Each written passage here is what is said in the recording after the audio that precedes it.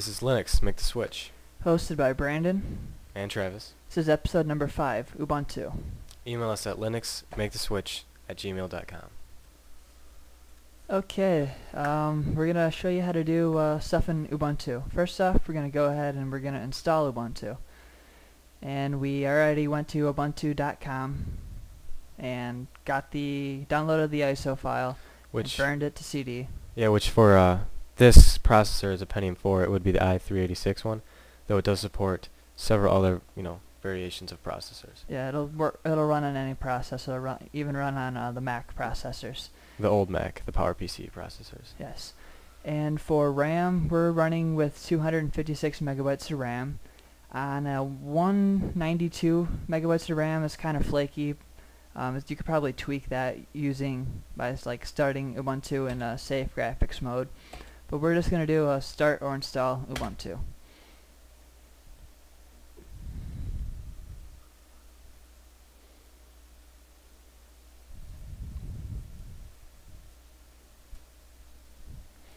Okay, now what it's going to do is it's going to go through, remember how in OpenSUSE, how it would go ahead and load drivers, mount file systems, and all that.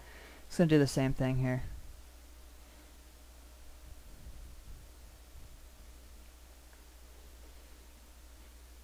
We're also going to show you how to install Wine and GCC on Ubuntu as well.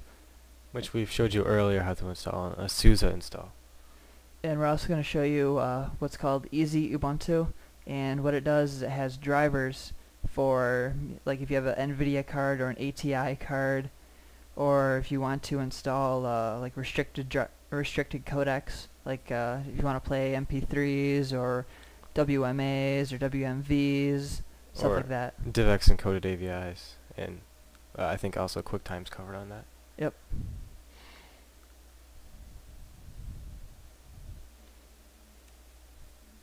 The actual install of Ubuntu goes pretty quickly. Took me about 10 minutes on my actual computer because this is what I've been using now. Ever since I first downloaded it, tried it out. I think it's great. There's a few things I don't like, but I fixed those. And Ubuntu is very, very good for people who are Linux novices. When you start it up, it has everything you need. It has a text editor, it has OpenOffice, it has Firefox, it has Game, which is an instant messenger client, has everything that you would need for the average computer user to use the computer. Yep. Though if you get into advanced configurations such as dual monitors or dual video cards, it'll get a little iffy on you. Yeah. But if you need help with that, I can also help you with that. I set that up last night. Yep.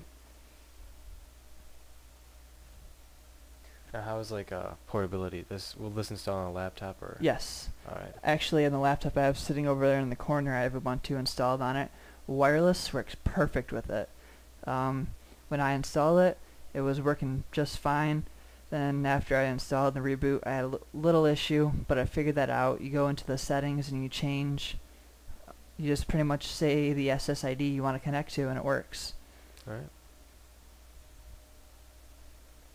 It's pretty fast too on the laptop. I had to install with safe graphics mode settings and that thing though. Yeah, due to that's completely hardware. Yeah, it's a hardware issue. It's nothing to do with Linux or anything.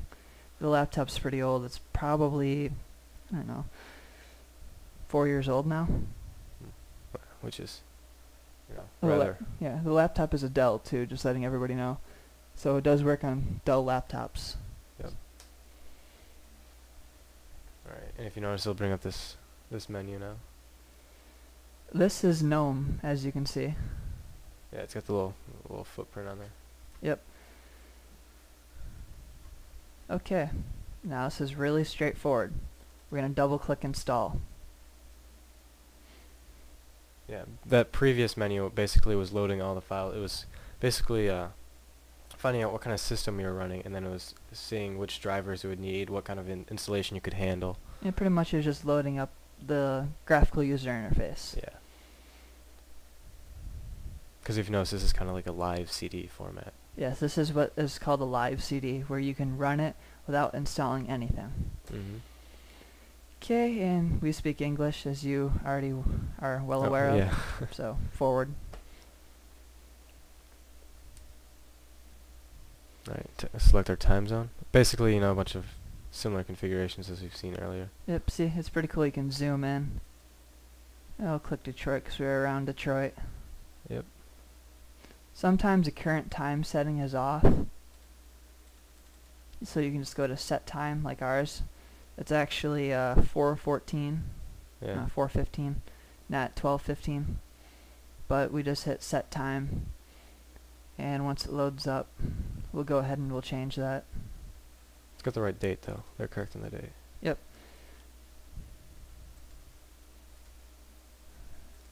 16:16. Well, that's military time for some people if you don't know that. Mm-hmm.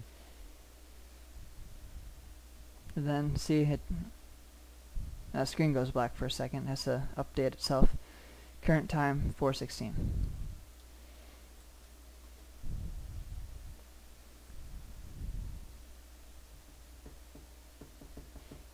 Okay. It's asking what kind of keyboard you had, which is just American English layout. Yep. Or if you live in some other country, you could choose a different one if you want. Yeah. But we're American English, so we're just gonna go straight forward. Okay, what is our name?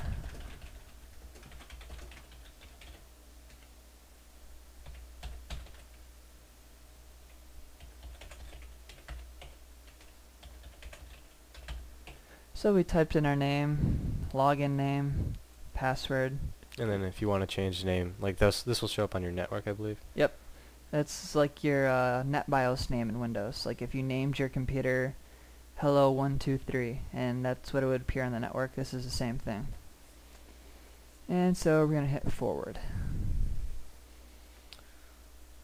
The partitioner. This is what a lot of people have trouble with. We've got an email from somebody about partitioning, and we helped him out. Who he was asking is, it says resizing the partition. Does that mean it's going to delete the Windows partition? No, it does not. All it's going to do is shrink down the Windows partition a bit, just enough so the Linux partition is able to go. That's in case you're setting up a dual booting machine, which will run Windows and Linux. And we have, okay, this might look all Greek to some people. This is dev HDA, which is our first hard drive, which is our Windows hard drive. Then we have dev HDB, which is our Linux hard drive. We had two hard drives in this thing, so we didn't have to mess with anything. But normally on yours, what it'll say is shrinking Windows partition down. That's fine. You'll let it do that. Or if you know a lot about partitioning, you can manually edit your partition table. But for definitely novice users, you don't want to get into that. That could seriously mess up your machine. Yeah, you would have to do a completely reformat reinstall. Okay, and we're just going to erase that disk because we know nothing's on it.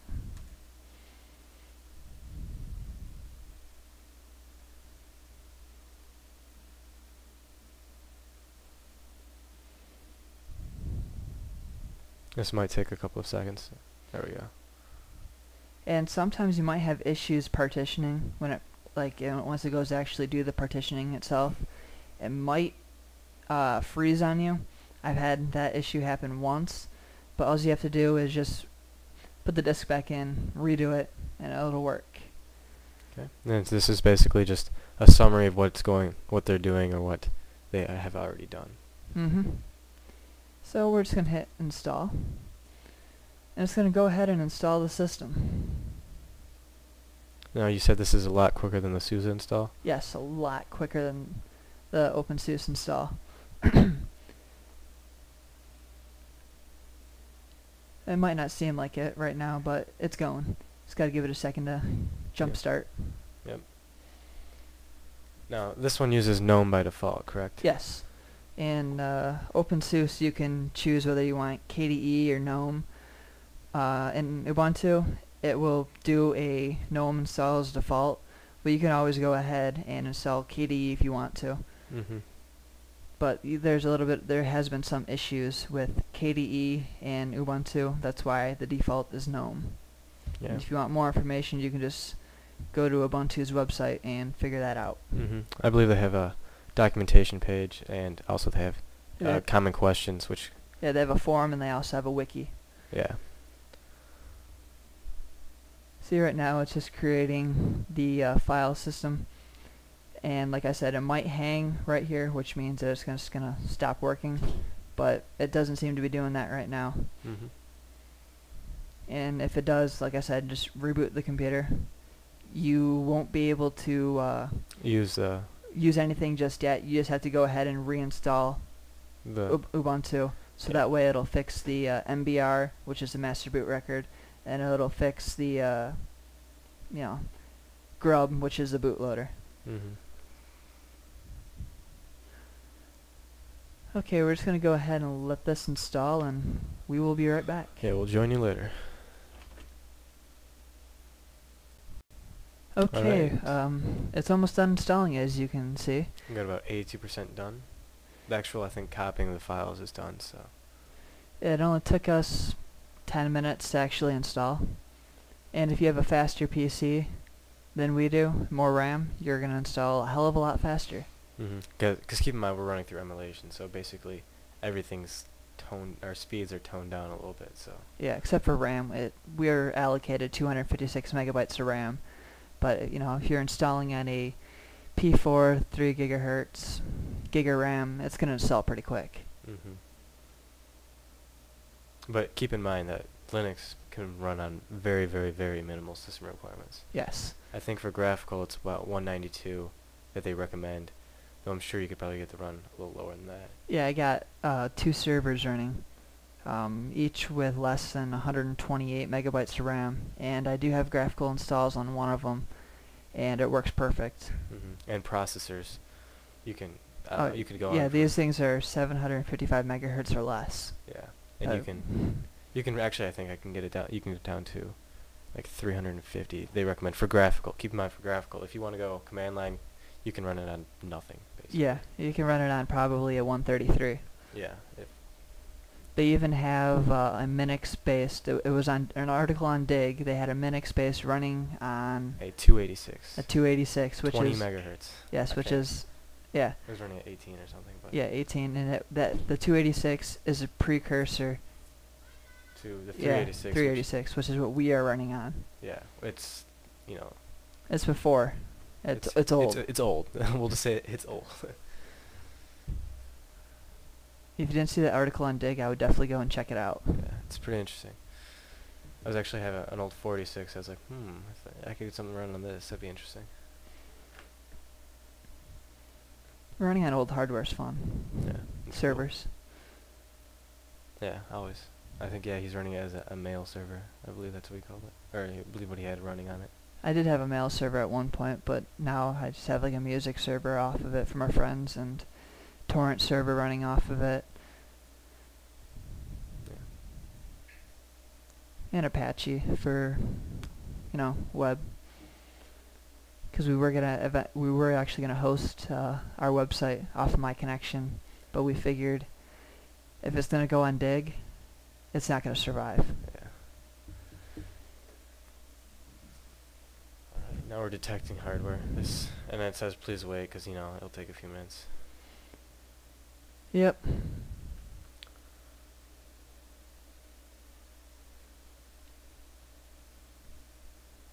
Okay, now it's saying, look at our system time. It's saying that's 8:34 p.m. Wow. Oh well. We'll fix it later. We'll show you. We'll show you how to do that. Well, actually, this is just the live CD that we're using right now. True. So when we did the actual install of it, remember how we went through and we changed the time to the correct time? That's alright. So when you reboot the computer, the time will be fine.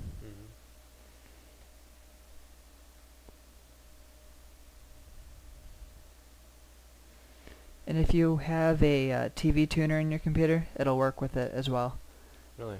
Yes, I have one in the computer that we're using now, and I have Ubuntu installed, and it works perfect almost. Now did it detect it automatically? Cause that Yeah. Okay. Automatic detection. I had SUSE and I had to do a little configuration with mine. Yeah, that's what I had to do for mine when I had OpenSUSE on here as well. But with Ubuntu, it picked it right up. It picked up both my external sound card, or not really external, but the PCI one that I have, which is a Sound Blaster Audigy 2, I believe, and it also picked up my onboard, and I have both of them working. There's a little bug that you have to fix in order to in order for me to actually get the Sound Blaster to be my primary, and I can show you guys how to do that if need be. You just have to edit a file. Yeah, see, it didn't. I think Sousa didn't even pick up my internal, or not my internal, my integrated audio. Yeah. It did pick up my PCI fine though. Yes, OpenSUSE has a little bit of issues with hardware as far as sound goes. I cannot get both of my sound cards to work in OpenSUSE, but only 3 days of using Ubuntu, I have both sound cards working. Quite impressive. Both sound cards working and dual heads, so I have 2 monitors under Ubuntu right now. 2 out of the 3 working. Yeah. I just need to get the other video card I have in my computer to work. Yep. Now, you're using both ATI, which Yes. ATI has been known to have some issues with Linux, but nothing too, you know. It's not all that difficult. We're going to show you using Easy Ubuntu how to install the drivers for both ATI and NVIDIA cards.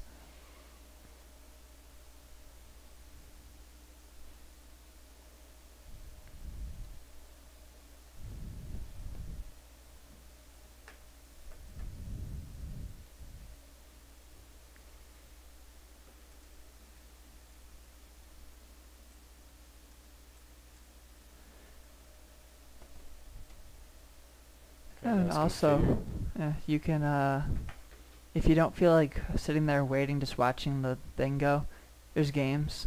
Probably should have done that earlier. Yeah, we got some blackjack going. Blackjack, Black is- Five or More, 4 in a row, which is Connect 4. Solitaire, yeah, a little bit of Tetris going on. You can't technically call it Tetris because of copyright. but It's Tetris. ignore we said that. You can even, browse the web, talk to people on instant messengers and stuff. Because keep in mind, this is actually a live CD, so it's already, Linux is set up. Yeah.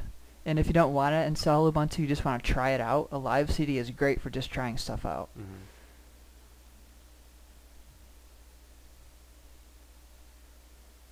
It even has the GIMP installed that you can go ahead and, mess around in GIMP if you want. OpenOffice as well. Mm-hmm. And Evolution, that's your, isn't that your mail, I believe? I don't know, I'm not a big Evolution user. Then movie player, music player. And getting 5.1 surround sound to work, you need to use a program called XMMS, according to Ubuntu's website. That's the only way that they said to get 5.1 working. I still haven't got that working yet, but I have sound quality good, which is halfway there. Mm-hmm. And if you want to record your voice, you can go ahead and use Sound Recorder, like in Windows. Yep. It's pretty fun to mess around with. Now, what kind of formats does that save it as? You're not sure, probably. I'm not sure. Yeah. I haven't used it yet. I haven't had all that much time to mess around with it. Been busy working outside. Yeah. I'm pretty sure it'd probably be Orbis. The open, whatever. Just, if you want to find out what kind of format it saves as, try it out for yourself. Yeah. Oh, it's even got a CD ripper and a audio creator, or audio CD creator. Yeah, That's- it's pretty much a full-blown installation of Ubuntu, but on a live CD.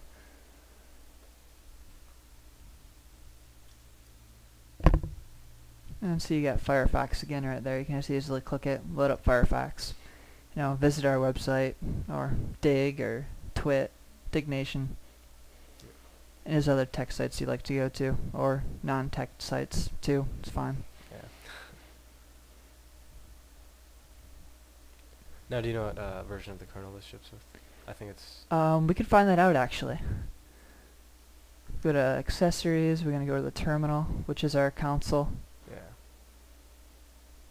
I believe it's 2.6.15-25 or 35, something like that. We'll check for you just to be exact, but... It is definitely pretty close to the latest. Okay, come on, load.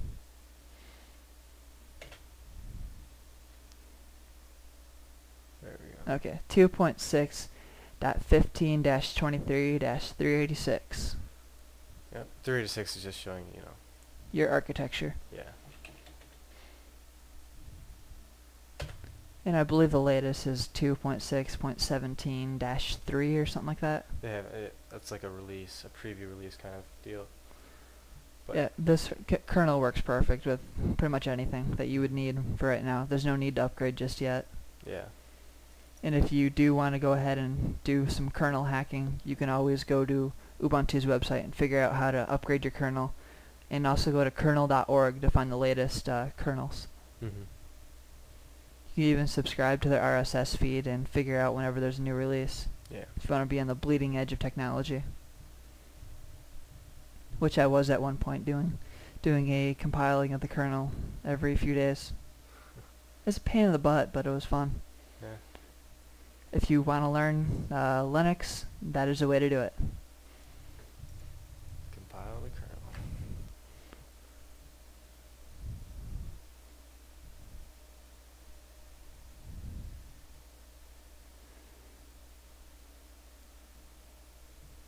Still configuring.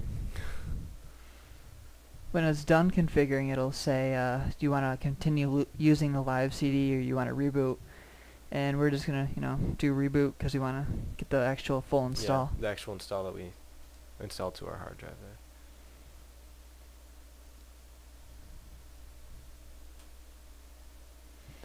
And it still seems to be configuring our hardware.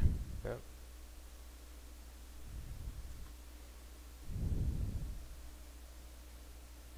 Now, if you notice, it says Ubuntu 6.06 i386.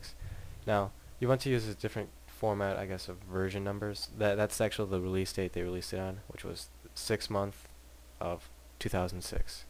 That's how it, because it's not actually, they're not 6.06, Oh, okay. Yeah. So it was released June 2006. Just thought I'd throw that out there for you guys. Pretty interesting. Didn't know that. No, well then now you do. Because if you Yeah. notice the other one's like 5.14 or 5.10. 5.10 and then probably 0. Let me take that back. It's actually 6, so it's the 6th day of June that was released. Yeah. Okay. Let's get that right before we throw it out there, Yeah. It's, yeah. The release date shows the time it was released. That's what I'm trying to say. There you go. Or the version number, whatever. I was going to ramble.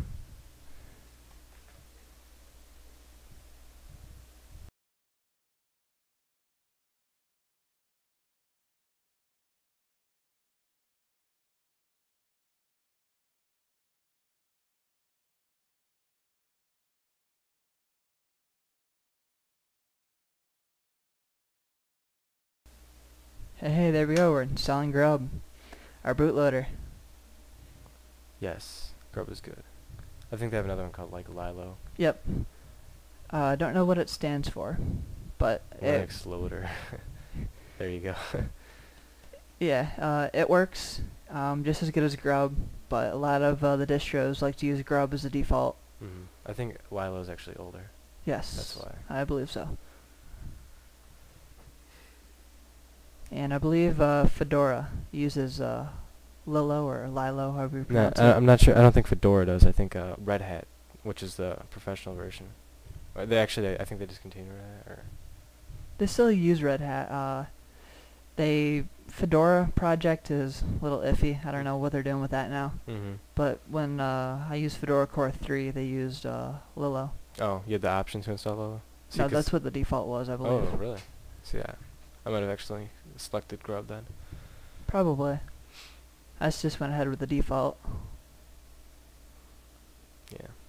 But I do know that my, I think Fedora Core 8, which I had, not Fedora Core, I'm sorry, Red Hat 8 was Lilo. Yeah. That's the one I'm for sure on.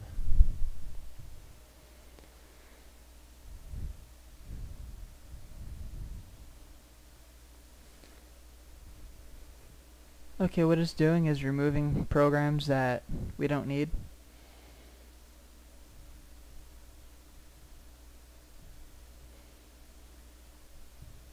No, we don't need the user setup program, which is the installer, so it's going to go ahead and delete that package. Yeah, because you have to keep in mind that it copied a bunch of files that would help install Ubuntu to the hard drive. Yeah, it And pretty that much installed itself onto the hard drive, and then all the programs that it thinks that you don't need, it doesn't. It'll go ahead and Yeah. remove. But they actually should, I think, leave it in there, so that way, like, you can have the option, like, when you reboot, to delete all the stuff. Because, you know, sometimes you might need some of the stuff they say you want, that they want you to delete. Mhm. But you can always go through and actually go ahead and add those if you really need to. Yeah.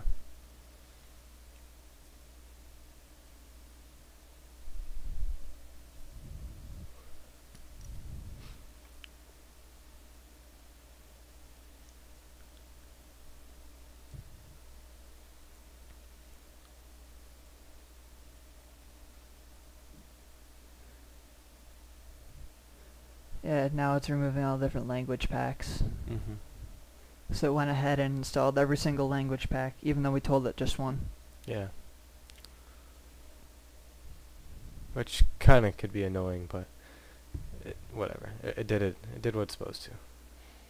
As long as it works and it works correctly, that's all that matters. Yep. And plus, it only took 20 minutes, 10 to 20 minutes to install. I'm not complaining. Yeah. With other versions of Linux, it takes close to 40 minutes.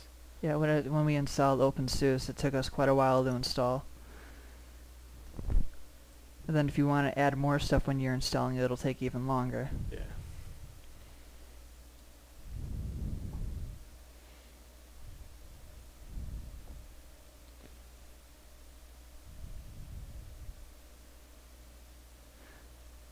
So have you ever watched the show Control-Alt-Chicken? No, I have not. I would. Really? Yes. It's hilarious. Alex Albright from Dignation? Yeah. Yeah, he's on there and they do a cooking show. A cooking show. They don't know how to cook, but they try. That's good. That's good. Yeah, I tried their Monte Cristo sandwich idea that they made. Tasted pretty dang good. No. I'll have to keep that in mind. Yeah, Control chicken. yeah, No, it's download. just off the Revision 3 website. Yeah. Yeah.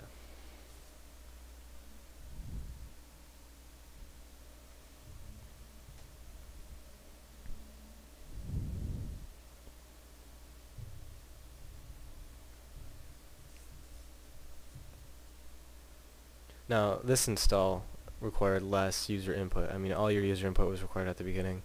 So you could actually just kind of wander off from this one if you really Yeah, felt that's what like I did. I let it do its thing, and I just went outside and played golf. There you go.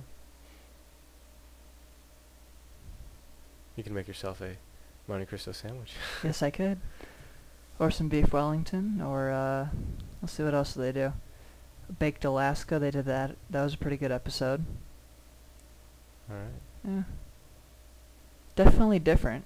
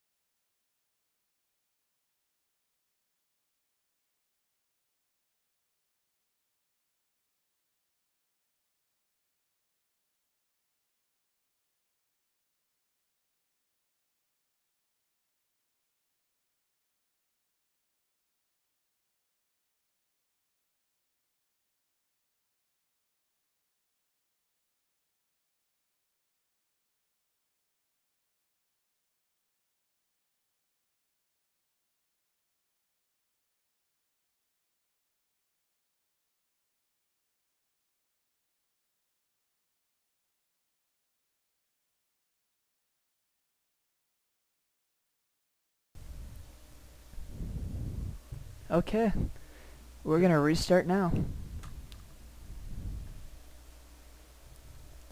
Restart now.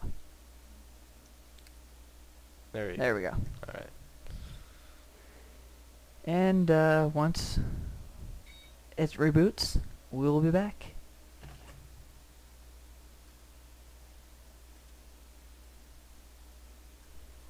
Okay.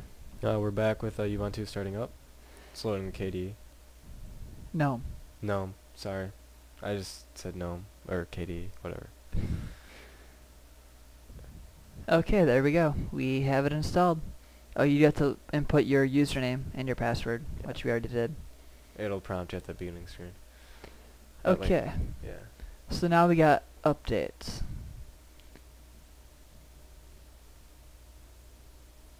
Oh, we left our CD in there. We're just Yeah. gonna cancel. Yeah, they'll allow you to install additional packages from the CD if you feel necessary. Yep, so there are 110 updates available. And it is a good idea to actually, okay, first off, we need to input our password again. And not the root password, because in Ubuntu, for some reason, they don't like the root user. They use if you want to run something as root, you need to use the console, or the terminal, and type in sudo, S-U-D-O, then the program name. For some reason, I don't know why they do that. It's a neat little idea, but I'm still used to the always having to be as root to do stuff. Yeah.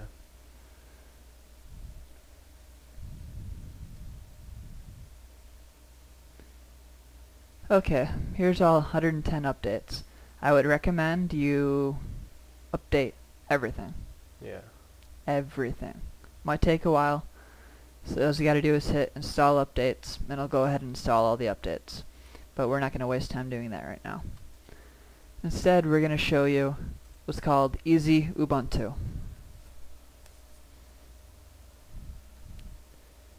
Just gotta wait for Firefox to start up here. If you notice, this is a pretty similar setup that you saw on the live CD. You're just missing a couple icons off your desk, but Yeah, those icons would be the install, which we already did, so it doesn't matter. Okay, we're just gonna type in Easy Ubuntu, and it'll find it for us automatically. if you notice down at the bottom, it's already found the website. Yep, it's just connecting to it.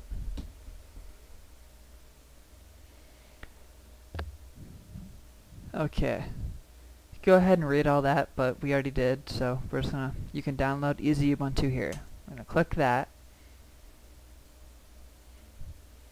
Okay, so it says to copy this stuff, so we're gonna copy it. Copy. And then we're gonna have to open up our terminal, accessories, terminal. Then we're gonna wait for the terminal to load up. It'll show your login name. And then I'm gonna right Or click, your user, I'm sorry. paste. And it's There you gonna go ahead, and we just gotta hit enter one more time. Just ask for a password.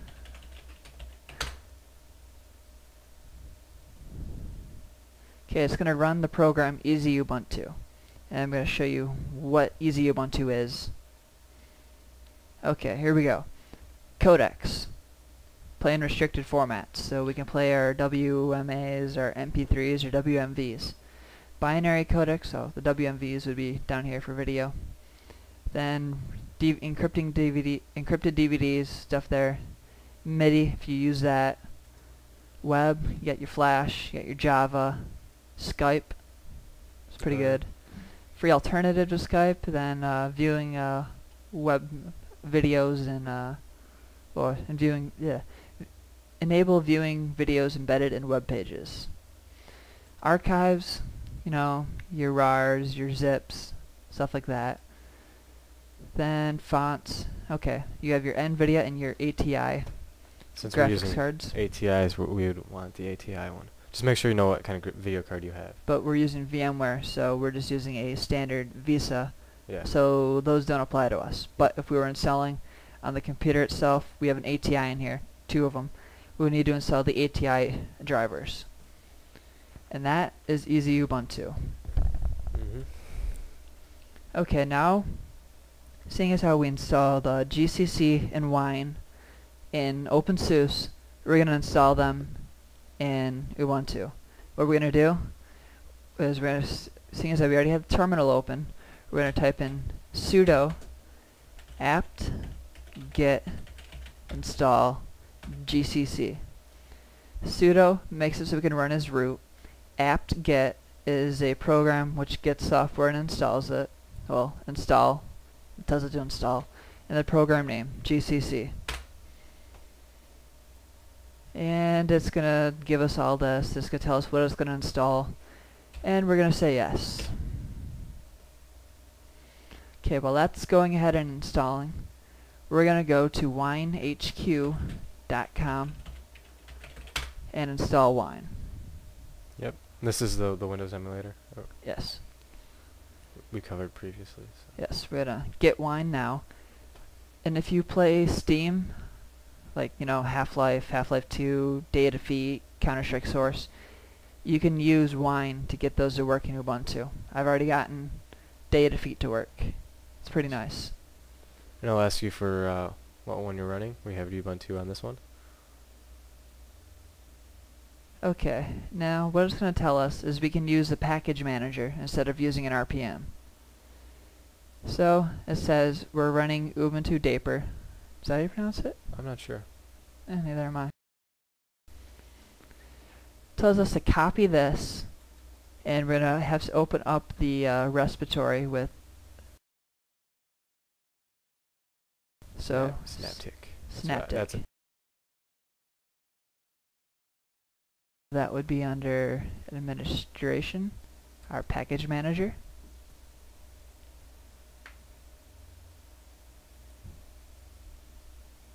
Oh, we can't yeah, do that right now because we are updating this. I forgot. My bad. So we'll just have to wait on that. Yeah. Now this is different than the RPMs because it's a little easier, or is it more advanced? It's about the same, really. You just have to add something to the respiratories for apps. It's pretty easy. It's all you can all do it through a GUI interface, through Windows, like not this command line stuff. Mm-hmm. Yep. Okay. And Alright, there we go. Got GCC installed. Says that it works. Okay. Exit out of that. Okay, now we're going to go back to our package manager. And it shouldn't give us an error because we're not using it anymore. So there we go. Okay.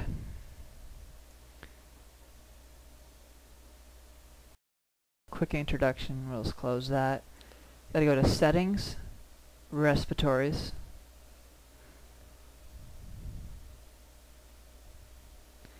Add. Custom. Then the app line is what it had on the website that we copied. We add channel. We go down. You can check all these boxes too if you want to get more updates. Make sure that it's checked. Close. Okay, now it's going to want to reload the respiratories.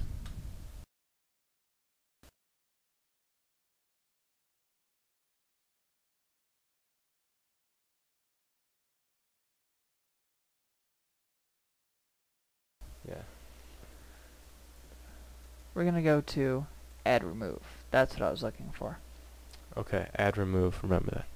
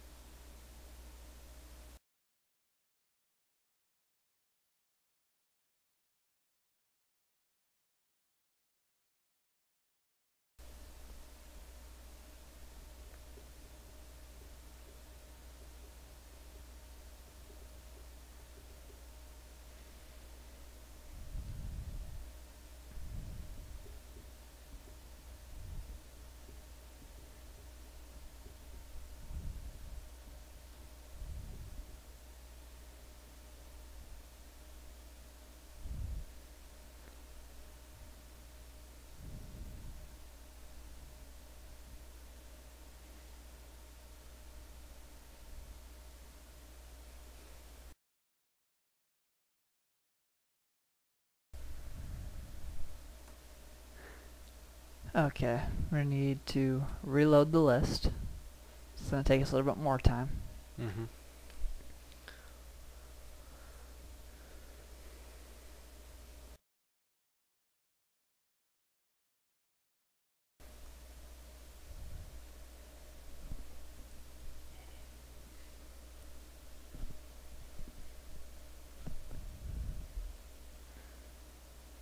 Yeah, I'm downloading slow. Yeah, only 35. Could it be that you're running through the emulation? Could be. Wireless on a laptop though is pretty good. I was getting speeds of 260, 270. That's not bad. You're also using a different connection using the laptop though, right? Yeah, I'm using my grandparents' connection. They live right next door. Yeah. And my router is junk. Yes, it's literally sitting 6 feet away from his laptop, and he's actually getting a worse connection. Yeah, I get a better connection. And my grandparents have I think a worse cable than we do. I think they have we have a 2 megabit connection, I believe, 2 or 3 megabit, and I think they only have like the 1 or something. Yeah, and I get the better 1.5, speeds. I think. I get better speeds from their router than I do with mine. Which shouldn't happen. Yeah, well, this router is a first generation router. Yeah, there you It's go. old. Yeah. We got it when we first moved out here 8 years ago, 7 years ago. Wow. Maybe it's really old. Yeah. Taking a lot of abuse, maybe. Who knows? Oh yeah, I've dropped that thing a few times. Purposely. For not working.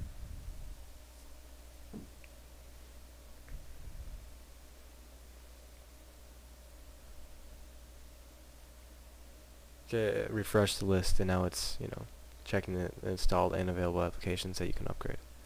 Yeah, it's making sure that all dependencies work. That way you don't get messed up when you install something again. Yeah, I'm not installing or not understanding this whole sudo thing. It's kind of a different way about doing the whole root user, but Yeah, it gets to be a pain in the butt, but what I did is I went into the users, I created a password for the root user, and I just switched to the root user whenever I need to run something as root.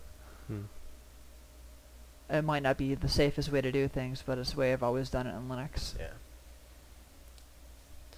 But since most of you people who are listening to this or watching this, I'm sorry, would be new to Linux, you Probably don't care. yeah.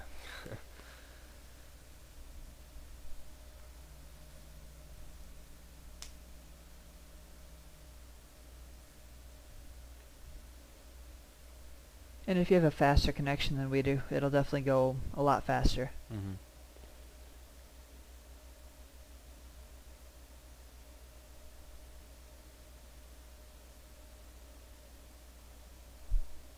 Okay, here we go. Okay, this is a search thing that I was talking about.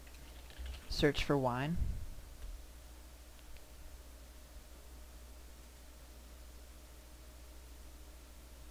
Show unsupported and show commercial applications. Make sure those are checked. And you want to be in all too. If this thing wants to work. Try clicking through. There you go. There we go. Wine. Found it. Apply. Now it's going to go ahead and install.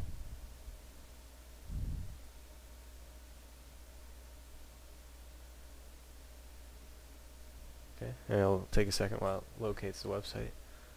Yep, so it'll download and it'll install and everything will work perfect.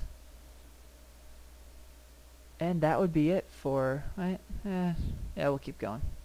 Yeah, we'll walk you through these last things. Yeah. It's just basically saying it doesn't recommend this because it's not authenticated, Yeah. but We don't care. it's okay because it is well known. Okay, there we go. It's just going to download, it's going to install. Everything will be set. And that is it for Linux Make the Switch, Episode 5, Ubuntu. Yep, taking place on July 10th. We'll see Yeah. some of you guys later. Till next time.